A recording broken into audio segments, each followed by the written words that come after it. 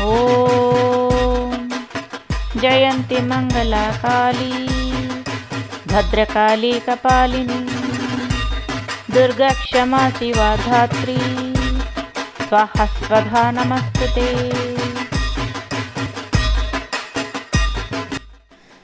सर्वमंगलमांगल्ये शिवे सर्वार्थसाधिके शरण्ये त्र्यंबके गौरी नारायणी नमोस्तुते। माता रानी के श्री चरणों में अपना संपूर्ण ध्यान केंद्रित करते हुए मैं मधुमिता आप सबका स्वागत करती हूँ माता के सांचे दरबार में। दोस्तों, जैसे कि हम बातें कर रहे थे कि माता रानी के स्वरूपों की चर्चा, पौराणिक कथाओं की चर्चा, वो उनके लीला वर्णन का कोई भी मौका हम हाथ से जाने नहीं देंगे। तो इस बार मैं एक बात मैं स्पष्ट रूप से कहना चाहूँगी कि अगर हम सोचते हैं कि हम कभी माता रानी की लीलाओं को समझ पाएंगे या फिर उनके वर्णन हम सही मात्रा में कर पाएंगे, तो ये हमारी बहुत बड़ी भूल होगी। क्योंकि जिन माता रानी के आंचलों के नीचे हम सबको आश्रय मिला है, जो माता रानी हम सबकी सृष्टि करता है, भला उनकी लीलाओं का वर्णन हम सब कुछ कैसे कर सकते हैं? या फिर हम जो भी कहेंगे वो सत्य हो, उतना पर्याप्त हो, ये भी तो हम नहीं कह सकते ना। तो हम इतना ही करेंगे कि जितनी हमारी मंदबुद्धि हमें सिखाती है या फिर जितना हमारी छोटी समझ हमें ले पाती है, हम अपनी भक्ति से, अपने दिल से माता रानी का उतना जयगान जरूर करेंगे। तो माता रानी के लीला वर्णन में कोई भी त्रुटि, कोई भी आक्षेप या फिर कोई भी कटाक्ष, ये सब तो बहुत ही असहनीय हो जाएगी। क्योंकि माता रानी का नाम लेना ही पर्याप्त है। इसमें कोई कैसे त्रुटि कह सकता है कि किसी ने कुछ गलत किया है, किसी ने कुछ गलत कह दिया है, या फिर किसी को कुछ मान्यता है नहीं, उसे कुछ जानकारी है नहीं। ये सब तो वही जानते हैं जिन्होंने ये सारा लीला किया हुआ है। तो ऐसे ही दिव्य लीलाओं की और एक चर्चा आज हम करने जा रहे हैं। वो है माता रानी के और एक स्वरूप के बारे में, जो कि माता रानी के कुष्मांडा देवी के स्वरूप में। भक्तजनों, जैसे कि हम पहले भी बता चुके हैं कि माता रानी विभिन्न स्वरूपों से हमारे सामने प्रकट हुई हैं, जो कि हम मान्यता देते हैं, जो कि चारों ओर पुराणों में या फिर धर्म ग्रंथों के अनुसार हम जो मानते हैं कि माता रानी ने ये सारे रूप धरे हैं। तो इस बार हम जिस रूप के बारे में चर्चा करने जा रहे हैं वो है माता रानी के कुष्मांडा स्वरूप। माता रानी इस स्वरूप में कहा जाता है कि उनके कई जगहों पर कहा गया है कि उनके 8 भुजाएं हैं, कई जगह पर कहा गया है कि उनके 10 भुजाएं हैं, और उनमें उन्होंने धनुष पकड़ा हुआ है, कमंडल पकड़ा हुआ है, कमल का पुष्प पकड़ा हुआ है, एक चक्र है, एक गदा है, और हाँ, सबसे बड़ी बात जो है, उन्होंने 2 घड़े पकड़े हुए हैं। छोटे छोटे मटके होते हैं ना, जो घड़े जिसमें पानी रखते हैं या फिर कुछ चीज़ हम रसोई में, छोटे छोटे घड़े होते हैं। तो माता ने 2 हाथों में 2 घड़े पकड़े हुए हैं। तो इस स्वरूप के बारे में बहुत सारी तो मान्यताएं हैं ही। तो सबसे जो हम ज़्यादा जो रोचक मान्यता है उसके बारे में आज चर्चा करने जा रहे हैं। कहा जाता है माता रानी का जो ये जो नाम है ना, कुष्मांडा, तो कु यानी कु का अर्थ एक होता है, 1 एक होता है। तो उष्म यानी जो कि हमें उष्मता देती है, यानी थोड़ा सा गर्म, ऊर्जा देने वाली। और अंड यानी एक गोलाकार सा कुछ वस्तु होता है, जो कि हम चर्चा करने जा रहे हैं उसके बारे में कि अंड क्या है। ये माता रानी का, ये तो ये इन तीनों का मिलाकर माता रानी का नाम कुष्मांडा पड़ा है, ऐसा माना जाता है। ये भी कहा गया है कि माता को कुष्मांड का जो फल होता है, कुंभार का फल, उसकी बलि माता के सामने चढ़ाई जाती है। तो इस हिसाब से माता का नाम कुष्मांडा दिया गया है।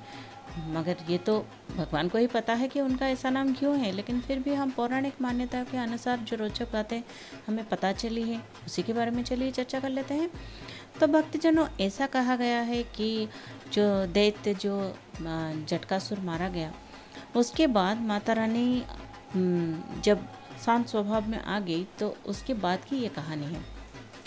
ऐसा कहा गया कि एक दैत्य था जिसका नाम था सुकेश, और उसके 2 पुत्र थे, माली और सुमाली। वो दोनों ना खुद को पूरी तरह से भगवान की आराधना में, तपस्या में लीन कर देते हैं।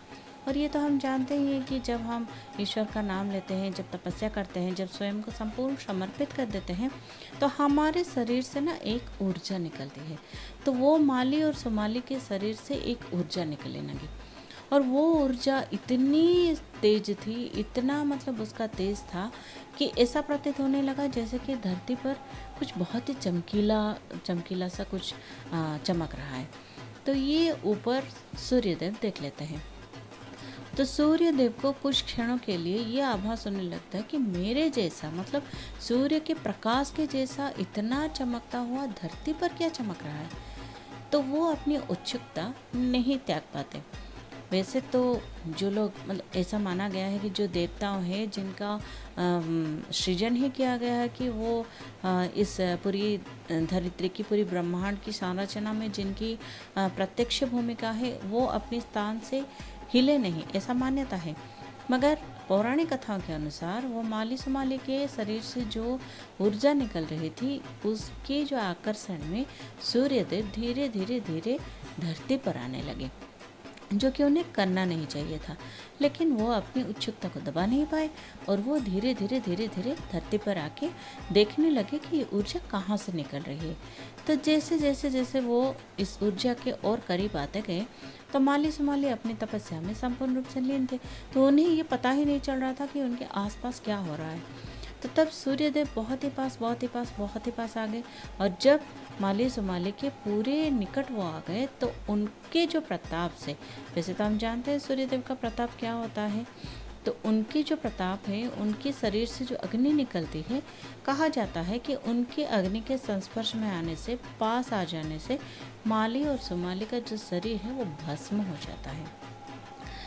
और इससे जो सुकेश जो है वो न बहुत ही रोने लगते हैं। तो तभी महादेव क्या होते हैं, महादेव क्रोधित हो जाते हैं सूर्यदेव पे, कि महादेव, क्योंकि महादेव सबके न्याय करता है, वो उन्हें ऐसे इस तरह के अपने कर्म में कोई भी ऊंच नीच हो तो महादेव को बिल्कुल पसंद नहीं आता है। तो वो सूर्यदेव पे नाराज हो जाते हैं कि ऐसे क्या आवश्यकता आन पड़ी कि आप वहाँ से अपना स्थान त्याग करके धरती पर आए, और ख़ास करके माली सुमाली जो कि महादेव की ही आराधना कर रहे थे, वो अपने भक्तों की इस तरह से अचानक से भस्म हो जाने पर महादेव क्रोधित हो जाते हैं।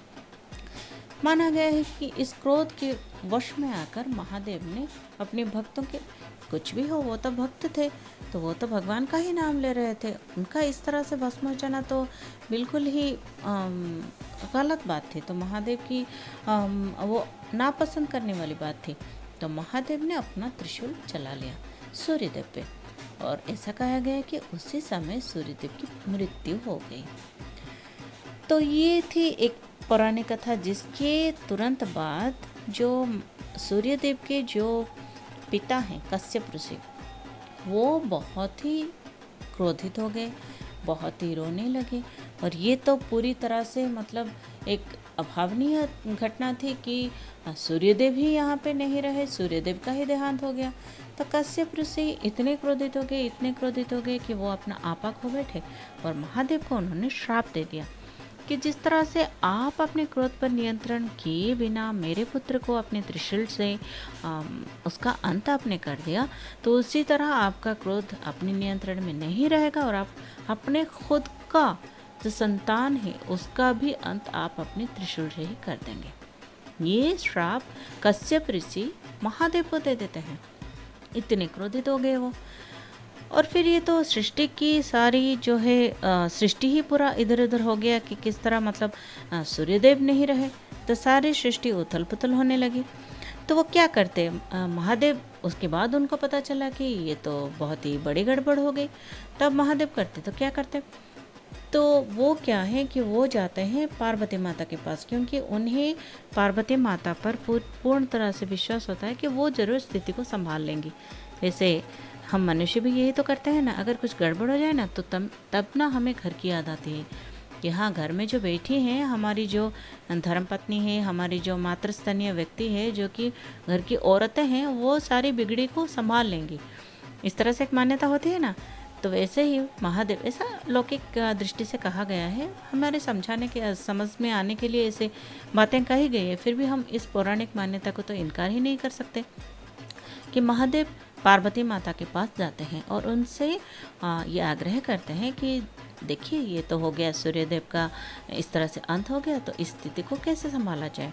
तो आदि शक्ति माँ पार्वती तब क्या करती हैं, स्थिति की गंभीरता को सोचते हुए आंखें बंद करके फिर खोलती हैं। फिर उसके बाद धीरे धीरे अपने मंद मंद हंसती है, वो मुस्कान से, मतलब ऐसा कहा गया है कि उनकी जो मंद मंद मुस्कान है, धीरे धीरे जो हंसती है, हंसने के बाद अचानक से धीरे धीरे प्रकाश का जन्म होता है। प्रकाश का मतलब माता की हंसी में जो छुपा हुआ ऊर्जा होता है वो धीरे धीरे चारों ओर फैलने लगता है और उसके बाद माता एक अंड का निर्माण करती है अपनी ऊष्मता से, अपनी ऊर्जा से, अपनी जो माता की, ऐसा कहा जाता है ना कि माँ की जो ममता है वो सबसे उस उष्मता देती है, वो सबसे शीतलता से हमें मुक्त करती है और उसकी छत्र छाया में ही हम हमेशा जो है कि बहुत ही सुरक्षित रहते हैं। तो ऐसा कहा गया है कि माता पार्वती अपने शरीर की उष्मता से, अपनी ऊर्जा से वो एक अंड का निर्माण करती है, जो कि गोलक अंड, यानी जो कि कहा गया है कि बीज होता है ना, वो उस तरह के बीज का निर्माण करती हैं। और क्योंकि वो माता का अंड है, यानी माता तो ब्रह्म है ही, ब्रह्म वो होता है जिसके कि आदि नहीं, अंत नहीं, अकल्पनीय होते हैं।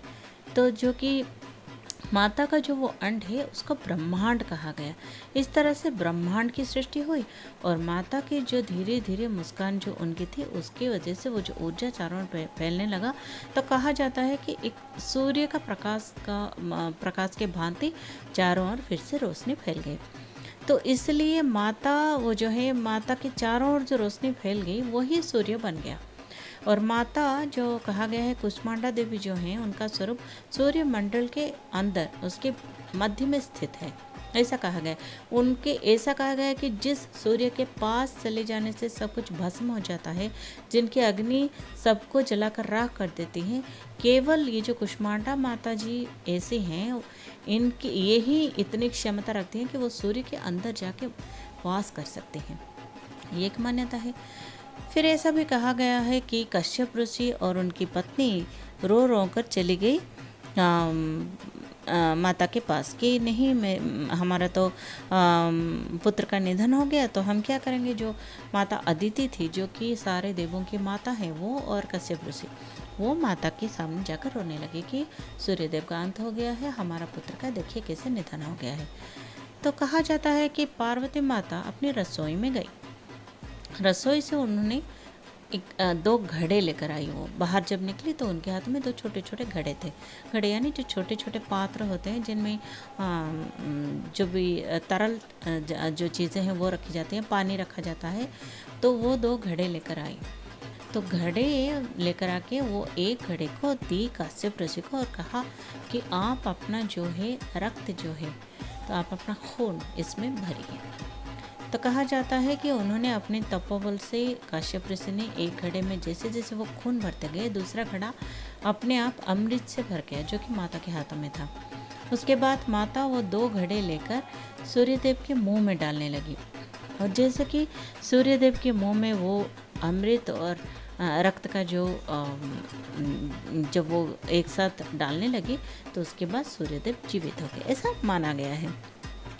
फिर उसके बाद जो यहाँ पे थे सुकेश, जिनका पुत्र का निधन हो गया था, जो माली सुमाली का निधन हो गया था, वो और उनकी जो पत्नी भी थी, वो दोनों देववती, वो दोनों आकर माता के सामने रोने लगी कि आप तो सूर्यदेव को जीवित कर दिए, तो अभी हमारे भी कुछ पुत्र को क्या किया जाएगा उनका बताइए, अभी वो तो भस्म हो गए। तो माता उनके ऊपर भी दया करने लगती है। माता के पास तो कोई बड़ा, कोई छोटा, कोई देव, कोई दानव, ऐसा कुछ है नहीं। माता के सामने जो भी बच्चा रोते हुए चले जाता है तो माता उसके ऊपर अपनी करुणा बरसाने लगती है। तो माता ने उनका कहा कि आप वो भस्म लेके मुझे दीजिए। तो उन्होंने जब वो भस्म माता को दिए तो ऐसा कहा गया कि माता ने अपनी शक्ति से एक अंड का निर्माण किया, मतलब एक छोटा सा अंडा बनाकर वो देववती को देती है। कहा गया कि उसको उन्होंने जो अपने पास रखे तो उसके बाद उससे और ज़्यादा असुर वहाँ से असुरों का जन्म उस अंडे से होता है, ऐसा भी माना गया है। ये तो रही माता की पीछे, मतलब माता की जो स्वरूप उन्होंने धारण किया हुआ है, उसके पीछे की लिखी हुई कुछ पौराणिक कथाएं। कहा गया कि उन्होंने जैसे अपनी उष्णता भर के इस सारी सृष्टि का निर्माण किया, इस धरती को डूब जाने से बचाया, सब कुछ बिखर जाने से बचाया, नष्ट हो जाने से बचाया। तो इससे बहुत प्रसन्न होकर भगवान महादेव ने उनको कुष्मांडा नाम से अभिहित किया। तो ये माना गया है कि कुष्मांडा देवी का जो स्वरूप है वो, क्योंकि माता इतनी बड़ी संकट से निकाली कश्यप ऋषि को और सुकेश को, सुकेश दैत्य को इतने बड़े संकट से निकालने की क्षमता रखती हैं। तो ज़रा सोचिए भक्तजनों, हम अगर मानव है, हमारी दुविधा जो है, हमारी जो कष्ट है, हमारी जो परेशानियां हैं, वो अगर हम माता के सामने बताएंगे, माता को गुहार लगाएंगे, तो माता रानी हमारी भी तो कष्ट हरेंगी ना। तो इसलिए कुष्मांडा माता को अत्यंत ही तेजस्वी और बहुत ही कष्टों को हरने वाली, बहुत ही क्षमताशील देवी के रूप में माना गया है। जो जिनका की जन्म, जिनका की ये जो नया अवतार उन्होंने लिया था, ये केवल सबकी उद्धार के लिए, सबको बचाने के लिए, सबका कष्ट निवारण करने के लिए ही उन्होंने लिया था। तो इसको अत्यंत ही दयाशील जो है, माता सबका उद्धार करने वाली है, माता सबके कष्टों को हरने वाली है। ये कहा गया है कि माता का इस स्वरूप का जो भी ध्यान करते हैं, उनके सारे क्लेश, उनके सारे जो है कष्ट, वो सब कुछ माता हरण कर लेते हैं। कुष्मांडा माता के जो स्वरूप है उनमें हम देख सकते हैं वो जो 2 घड़े हैं, ये इसी बात का प्रतीक है कि यही वो घड़ा है जो कि जिसे कि माता ने अमृत से, मतलब माता के पास अमृत देकर किसी भी मृत वस्तु को भी जीवित कर देने की क्षमता है, जो कि महादेव भी उनके पास जाते हैं, गुहार लगाते हैं कि वही स्थिति को संभालें, जैसे कि हमने अभी अभी चर्चा की। तो इस हिसाब से माता की जो असीम क्षमता है उसका ज्ञान हम लोगों को हो जाता है। तो कुष्मांडा माता का जो ध्यान हम करते हैं, कुष्मांडा माता की जो पूजा विधि करते हैं, माता का आवाहन करते हैं, माता का पूजन करते हैं, इसके पीछे सिर्फ एक ही मकसद है कि माता हमारी रक्षक है, ये हम मान के चलते हैं। भक्तजनों, माता चाहे किसी भी स्वरूप में क्यों ना आ जाए, माता चाहे कोई भी रूप क्यों ना धर ले, माता चाहे कितने भी आभूषण क्यों ना धारण कर ले, कोई अस्त्र शस्त्र क्यों ना धारण कर ले, माता की चाहे कितनी भी भुजाएं क्यों ना हो, एक बात तो जरूर है कि माता का हृदय हमेशा हमेशा हम सब की रक्षा के लिए बिलखता है। और हम जब भी माता को अपने दिल से अपनी परेशानियां बताते हैं, थोड़े से रो लेते हैं, तो माता हमारी आंसू कभी नहीं देख सकती और दौड़ी चली आएंगी माता वो सब पूछने। कभी दिल से माता को बुला कर देखिए, फिर बाकी जो है विधि विधान, बाकी जो है पूजा के नियम, सब अपने आप ठीक हो जाएगा। क्योंकि माता को कुछ नहीं चाहिए, माता को सिर्फ हमारी भक्ति चाहिए, हमारा समर्पण चाहिए, हमारा दिल के, उनके दिल के साथ जो एक सूत्र बंधा हुआ होता है, जो माँ बच्चे के दिलों को दिलों से जोड़ता है, बस वही प्यार चाहिए, वही विश्वास चाहिए कि हाँ माँ है, माँ है, माँ सब कुछ ठीक कर देंगे। बस इतना भरोसा रखिए, बाकी सब ठीक हो जाएगा। और यही भरोसा रखते हुए मेरे साथ दिल से जोर से एक बार जरूर कहिए, हे शेरा वाली माता तेरी सदा ही जय हो। माता रानी की इस जय जयकार के साथ अभी हमें विदा दीजिए। जल्द उपस्थित होंगे माता के कुछ और